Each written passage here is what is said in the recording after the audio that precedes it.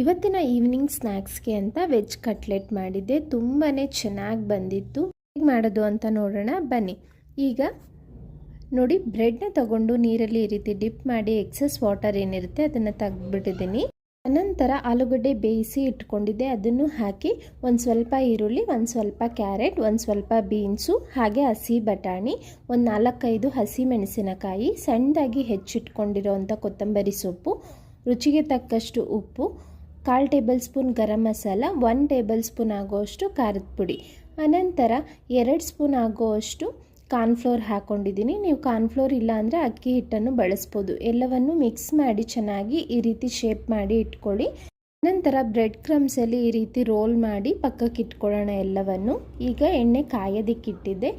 Low to medium ಫ್ಲೇಮ್ನಲ್ಲೇ ಎರಡೂ ಕಡೆ ನಿಧಾನಕ್ಕೆ ತಿರುಗಿಸ್ಕೊಳ್ತಾ ಗೋಲ್ಡನ್ ಬ್ರೌನ್ ಆಗೋವರೆಗೂ ಫ್ರೈ ಮಾಡ್ಕೊಳ್ಳೋಣ. ಇದನ್ನು ತುಂಬಾ ಕ್ರಿಸಿಪಿಯಾಗಿ ಕ್ರಂಚಿಯಾಗಿ ಪರ್ಫೆಕ್ಟಾಗಿ ಬಂದಿತ್ತು. ವೆಜಿಟೇಬಲ್ಸು ಅಷ್ಟೇ ಕ್ರಂಚಿಯಾಗಿ ಪರ್ಫೆಕ್ಟಾಗಿ ಕುಕ್ ಆಗಿತ್ತು. ಮಕ್ಕಳಿಗೆ ಈವ್ನಿಂಗ್ ಸ್ನ್ಯಾಕ್ಸ್ಗೆಲ್ಲ ಒಳ್ಳೆ ರೆಸಿಪಿ. ಖಂಡಿತ ನೀವು ಸಹ ಟ್ರೈ ಮಾಡಿ. ಹಲವಾರು ರೀತಿಯ ಲಂಚ್ ಬಾಕ್ಸ್ ರೆಸಿಪಿನ ಡೈಲಿ ಶೇರ್ ಮಾಡ್ತಾ ಇದ್ದೀನಿ. ತಪ್ಪದೇ ಚಾನಲ್ನ ಸಬ್ಸ್ಕ್ರೈಬ್ ಮಾಡ್ಕೊಳ್ಳಿ.